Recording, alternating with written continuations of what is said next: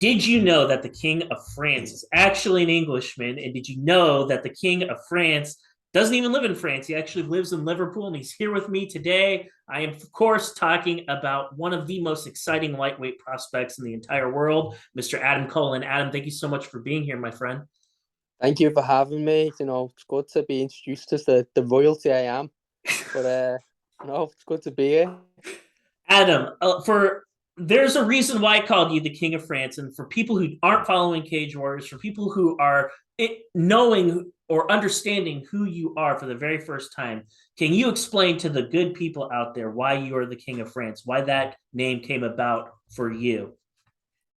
I don't even know, to be fair. It was just a bit of a coincidence. I just got matched up with three French guys on the bounce, called out a fourth one, smoked them all, and then got loads of shit online off French people. But obviously, like, it doesn't help when, like, on the Cage Warriors comments, I was using Google Translate to talk shit back to people in French. But yeah, I enjoy it, and like I think they all understand now, don't they, that like I am the best fighter that France has ever seen. So it's only right, isn't it? They gave me the crown, the people of France, but they crown me as their champion, as their pound for pound number one, and I'll accept that. I'll accept it graciously. Three French guys in a row have met their demise against you. Is it going to be kind of like bittersweet or sad when you have to fight an English guy or an American or something like that? Like to not fight a French guy, that might be a little like melancholy, right? Maybe I won't have the skill. Maybe I'm not actually as good as I think I am. And like I'll fight someone else and realize, shit, maybe I only know how to fight French people. Do you know what I mean? Like it's like a curse I've got maybe. So if I'll be found out that I'm not even any good, I'm just good at fighting French people. Well, let's find out because Cage Warriors 146 is going to be right around the corner. And to date, I keep checking the bill for the fight. I keep looking to see who you're going to get paired up with. Do you know who they are going to match you up with? Do you have an opponent ironed out yet, or are you still in discussions with the promotion on that? No opponent yet. We've got like hundreds of bantamweights around Europe, and they're all absolutely terrified of me. They're all getting offered the matchup. It's a big show, obviously. It's like 2,000 tickets sold. Big fight on a big show, and they still don't want it. I think a lot of them have just like cried down the phone when they've been offered it. I know one guy actually got his manager to ring Cage Warriors back and say, because he couldn't get hold of him, they were ringing him, couldn't get hold of him, and he got his manager to ring them back and say, I'm definitely not fighting him. It's embarrassing, isn't it, really? Like, how can you call yourself a fighter and you don't even want to fight with someone? And that is what I wanted to pick up on with you. I feel like you're in this like weird transitory stage of your career. Like number one, you're undefeated, and just looking at this from the lens of pretending I'm a fighter for a second, it's like okay, there's this guy, young hot shot, undefeated record.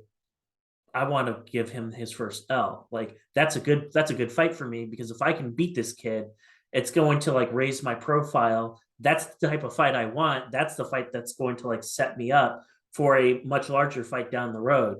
That's like one perspective. And then of course there's the other perspective where it's like he's undefeated. I'm not I risking my can't record beat him. against this guy. Exactly. You know, I've got no way of winning that fight. He's too good. I, I'm I, going to get I knocked out. yeah, I'm not going to That's be what part of. I'm not going to be on his highlight reel. It's just not going to imagine. happen. But I think I've like wrote my own death certificate here, haven't I? Because it's like a curse. Because I'm gonna knock you out, then I'm gonna make hundreds of memes about it. You're gonna get terrorized. I'm gonna use Google Translate and terrorize you in your own language to all your mates on the internet. It's just to lose, isn't it? People are thinking, fuck that. I'll just get beat by someone else. Fuck getting memed after being beat. You know what I mean? They just don't want it. They don't want to know because my fighting's good, but my photoshopping is excellent. I would say I've seen it. It makes me laugh. Let's revisit one thing. One thing is for certain for people who've been following your career like me, you have been calling out multiple times Yassine Belhaj. Like that is the guy that I know that you want to fight. You asked for him in your most recent fight, and you were on a another interview recently, and you were asked about it. Like, hey, what's going on with this guy? Do you have anything matched up with him? This is a guy that I know you want to fight.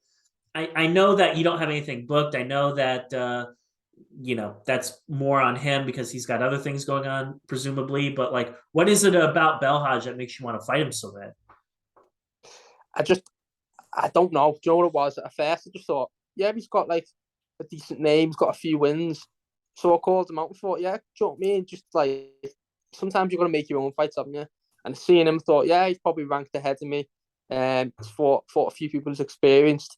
I thought it was just sound. I thought it was just an easy fight to match up. Do you know what I mean? And obviously I knew I would smash him, but it was just one of them. It's like save the matchmaker's job, make that fight. And he come back and he was giving me back, you're gonna die. As people were, messaging me on Instagram, I was like, Sam, it's gonna happen. And then he just fucking shit his kicks because he wouldn't fight me on 5 weeks' notice. So we ended up having to take another fight in Colchester. Mm-hmm. Fought again, called him out, and nothing. Absolutely, after giving me loads back and forth, fucking saying this, people saying he's gonna kill me, saying he's gonna knock me out and all this, smash my teeth in, and he just absolutely disappeared. It's fucking embarrassing. Cage Warriors are ringing him, fucking he won't answer his phone. His manager's ringing back saying, "Oh, he definitely doesn't want to fight him." It's just, how can you even look at yourself in the mirror and go, "Yeah, I'm a fighter." If that's how you're gonna fucking react, don't even answer the phone. It's embarrassing. He's obviously. I take that. I'm 6-0. I'll take that as a win. That's a first round finish. He didn't even make it to the cage. He's that scared, so that's a first round finish for me. But And to fuck put him, it move into on. context for everybody, you called him out when you beat and die at Cage Warriors 136, and then when you beat Karfala at Cage Warriors 137 a month later, a month and a half later, you called him out again. So there are like two different occasions publicly that you've called him out, and I'm not even Yeah, talking about on social media or anything else. imagine getting called out like that though, and just flapping it like he couldn't. Do you know what I mean? Like to not even react to it, it's just embarrassing. Like if I was Cage Warriors, I'd rip his contract up and go, "Wow, we don't want anything to do with him. He is shit scared of fighting. Rip his contract up, get rid of him. It's fucking embarrassing." Well, what isn't embarrassing is your track record in Cage Warriors. You haven't been around for very long. You've only been with the promotion as of December of 2020. Every single time I see you go out there, or anytime I see a fight card with your name on it, I like figure out where are you at on the card because it's like this is the time where you don't leave your couch. Like stay where you are, stay in front of your television because like it's not going to last very long.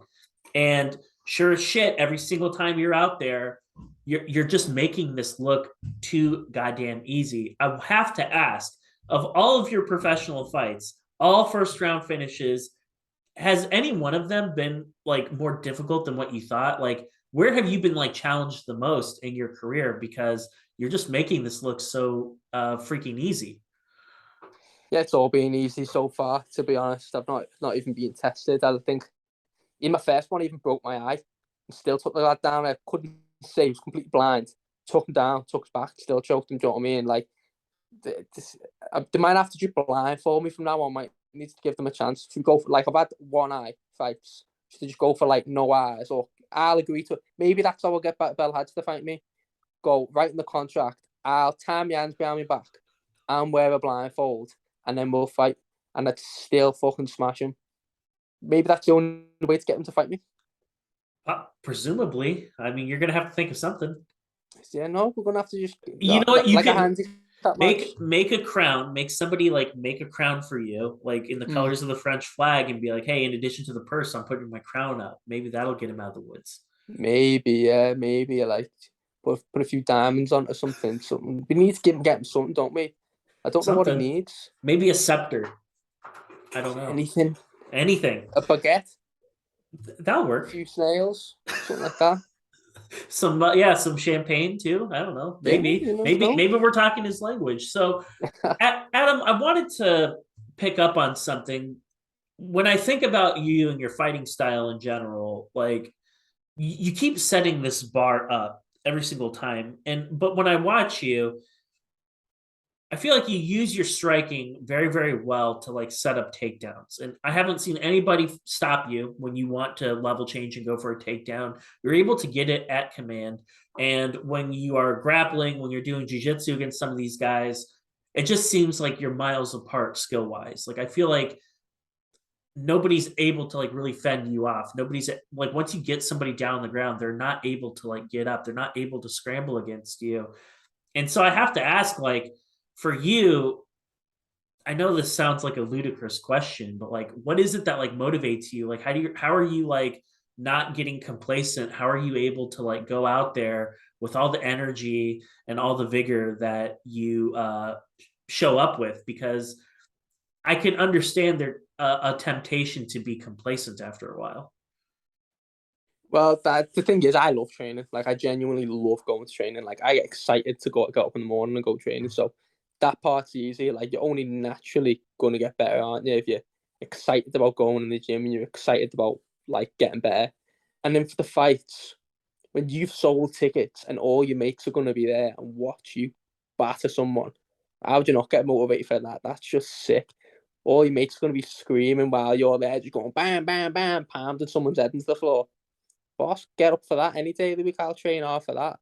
That's what, do you know what I mean? Like, that's all the motivation I need. Doesn't matter if I'm smoking people. I love it.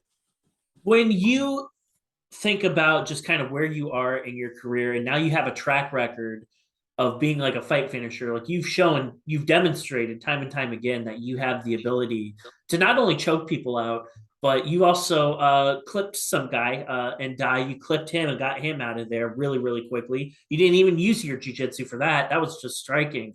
You have a reputation for being a fight finisher, and I always ask people, especially in your case, 5-0, five first round finishes. You just don't hear about things like that.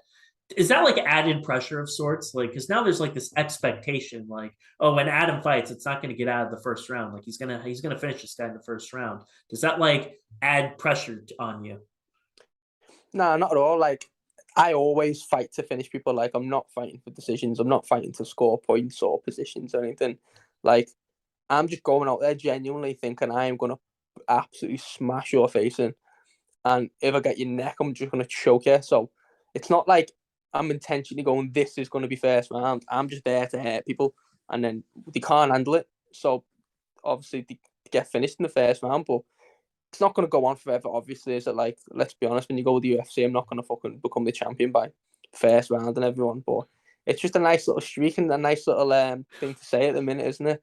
First round, or 5 first round finishes, 5-0. It's nice, but yeah, it's just I'm just aggressive. I like whacking people and I like choking them. So it is what it is. If they want to tap or they want to give up in the first round, that's on them, isn't it? Yeah, absolutely. Can you talk to me a little bit about one of the things I always ask fighters about is about adversity and like coming up against like a really difficult moment. And whether inside or outside of the cage, as far as it pertains to your professional career, I don't really see adversity in the cage anyway. But like when you're an amateur, you did lose. You've lost a couple Yeah, yeah. times, and it was a years ago. But when you come across that like first point of adversity, that fork in the road, right? Like anytime you take an L, especially when you're really really young and you're like an amateur first starting out, there's that question that pops up in your mind, and it's natural, and everyone has to deal with it at some point. And it's like, am I good enough to keep doing this? Because this isn't football, this isn't swimming. Like we're talking about like combat sports, and combat sports, that's not something for everybody. Like it's not like one of those things where you put your kid in football when they're 5 or 6 years old, and yeah, go get a couple of goals and have a good time, buddy. But we're not talking about that. We're talking about like combat sports. It's a sport that's not for everybody. So when you fought Tom Clark years ago and it didn't go your way, like at what point did you like? How did you get over that loss? It was the first time you've ever lost, and you don't lose. So I'm curious, like what that experience was like for you. So that was a mad one. That so when I fought Tom Clark the first time, I was 3-0 as an amateur. I was like 18, so I thought I was the boy, yeah. And I was like, it was actually on. Sure, it was the undercard of one of Paddy's fights. So it was in the Echo Arena. So anyone who knows Liverpool, like the Echo Arena is like the only arena in Liverpool. It's like 10,000 seater indoor arena. Obviously, Paddy was on the card. I think he was on that one anyway. So it was a massive show. Like all my mates are there, and I had like a pull out. and Tom Clark took the fight in like 9 days' notice. I was fighting at welterweight at the time, so I was like, but I was 18, so I was only like even like, say, what is it in pounds? So say I was like 180 walking around, Yeah. and then was fighting at 170, so I cut weight to 170, and I get back in the cage and I'd be like, what maybe 180, 170 at a push. And anyway, so I thought I was the man. And we come into this fight, and he must have been about 195 when we come back to the cage. He was massive. And I remember being like, wow, it doesn't matter. I'm going to smash him. And I did. First 2 rounds, I probably 10-8 rounds, I battered him. And right at the end of the second round, he armbarred me. Bang. Just snapped all the ligaments in my arm. Oh. Like, it was on, like I remembered the armbar on, and I wasn't tapping. And I just felt all the ligaments just go bam, bam, bam, bam, bam. All just burst in my arm. Ended up tapping, like my arm was just completely limp and dead. And that was literally like, oh shit, like maybe sometimes you don't win. And I remember like remember going back to someone's house, and I was getting a shower, I was crying in the shower, I couldn't use my arm. And like that was, yeah, you do have the moments where you're like, wow, I had like I think I sold like 100 tickets. So all my mates, 100 people are there for me, fucking in the Echo Arena. This guy coming in short notice, I've been battering him, and then snap, it was just done. And I remember like being there and being like, wow, like it's mad because how can you can even lose when you're better? And then I was like off, shaking off, like, oh, well, maybe it's not like that. Then I had another fight, got armbarred again. Well, no, got Americana'd, wrist locked like a year later, bang, ligaments go on my arm again. I had to take a full year out because I just couldn't. I couldn't even like grip stuff. I remember couldn't even like open doors with my left hand because the ligaments in my arm were just shot. And like that was a time where like I had a year out from competition where it was like, do I want to do this, and is this for me, and is it sustainable and all that. And like it's probably like the lowest point in my life really, because I just thought that I was going to be like this fighter and just going to go in and smoke everyone and all that. And like I think that really changed my mindset, because I think before that I was all scared of fighting, and when I fought I was just relying on being like the better grappler or whatever. And I had this year out anyway, and like from that time out, I realized like how much it meant to me and how much I love training and how much I love fighting. And I remember thinking like, so I've taken them fights there, been beating people, been better than them, and then I've lost anyway because I'm trying to go for like full 3 round fights and win on decision. And that just changed my mindset. And I was like, well, I know how that's never going to happen to me again. I'm just going to finish everyone. I'm just going to smash everyone. When I go in there, I'm going to hurt people like they've hurt me there. And if I'm the better fighter than them, I'll still hurt them anyway. And then how can I lose if I just finish everyone? And it just completely flipped the switch in my head. And I remember just going into every fight after them being like, I'm going to put these in the hospital, no doubt. Like, that's my only goal. Hurt them, get them out of there. And since then, my career's just been completely different. My fight style's been completely different. Like, I just go in there to finish people now and think, doesn't matter what happens in the first 10 minutes, 11 minutes, whatever of the fight. If you finish someone, you win. So why wouldn't you fight like that? And I think that's just that. I need them losses to change my mentality, and best thing that ever happened to me. My favorite fight of yours was against Endai at Cage Warriors 136, because it showed, at least to me anyway, that you have multiple paths to like get people out of there. Like you don't necessarily have to only use your jujitsu. You don't necessarily only have to like choke people out. It was your striking that put him away. That's my favorite fight of yours. Can you walk me through like it was such a flash. That fight ended not even 30 seconds into the bout, and you took him out of there. Like, what do you remember about that fight against Endai? And I remember that leading up to the bout, that he was talking quite a loads of trash talk your way going into that one. That had to have been a sweet victory. Yeah, it was good, that one. I enjoyed that one. I think I started that though. Again, on, on the Cage Warriors post, they announced the fight, and I just seen all these like, obviously all my mates are commenting like, yes, Adam, yes, you know what I mean, gonna smash him, blah, 4-0, all that stuff. And then I just seen a few posts, and they were like, this is where it probably started, to be honest. but they were in French, and I was just like, well, I wonder what that says. So when on Google Translate, copied and pasted it, boom, and it was just stuff like, El Hajindai, you're gonna kill this guy. He doesn't know what's gonna happen, and I was just like, okay.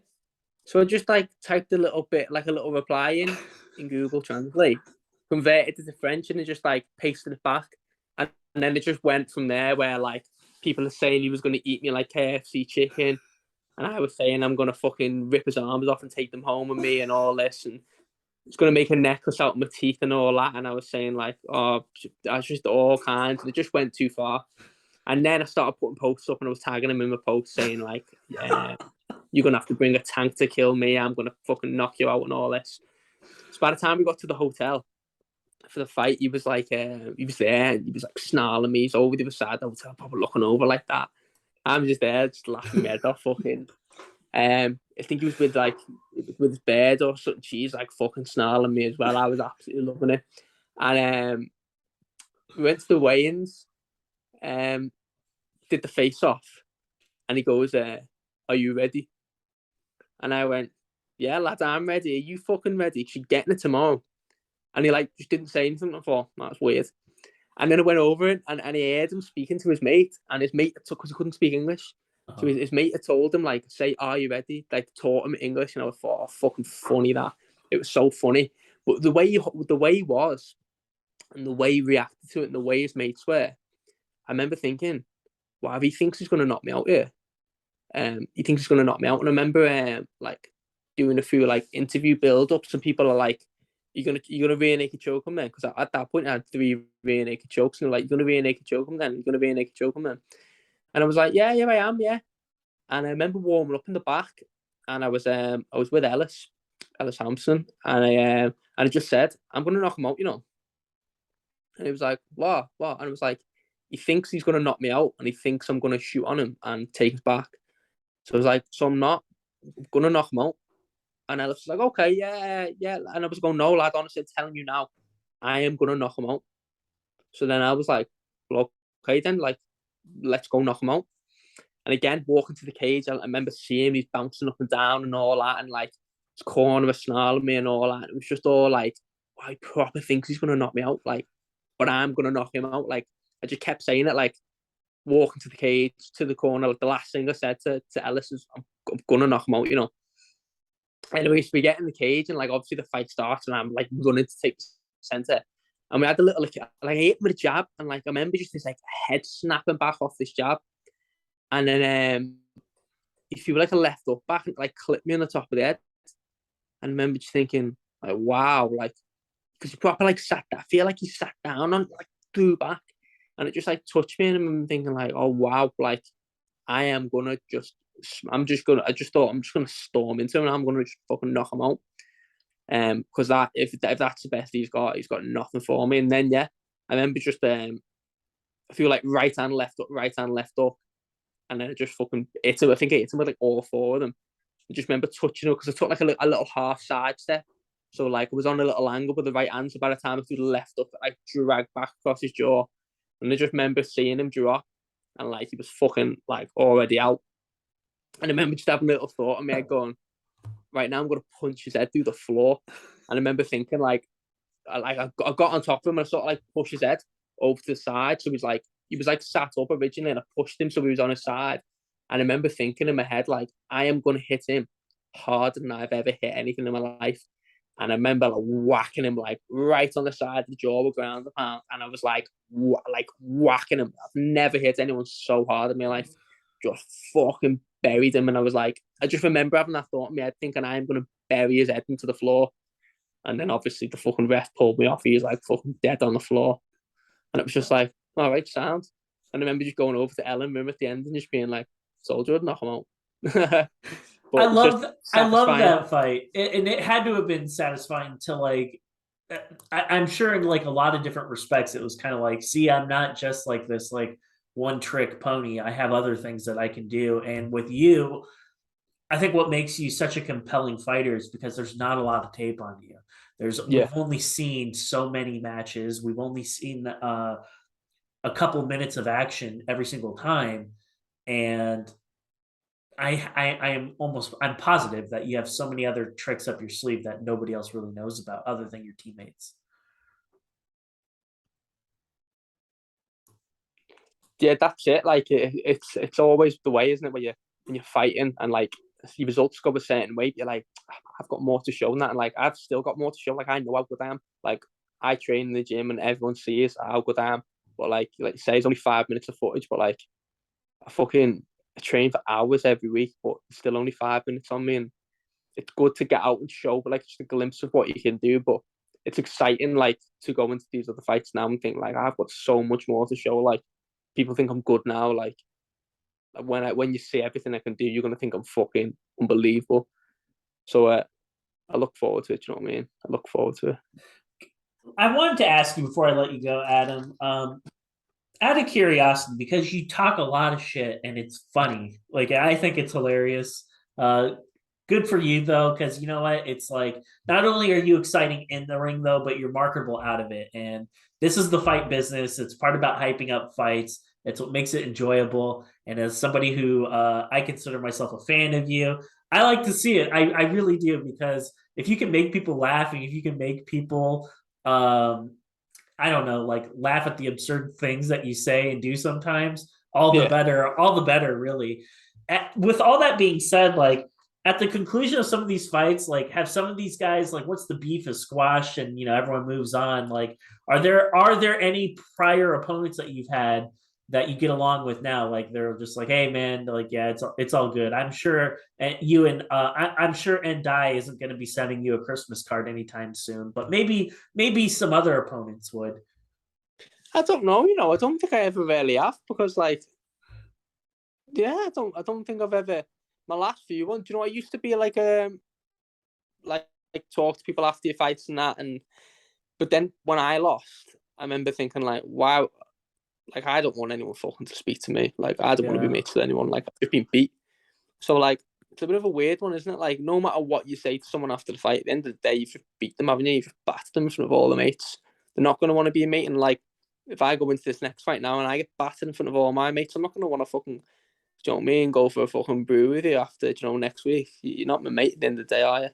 So I don't know. I think people are going to take it how they take it on at the end of the day.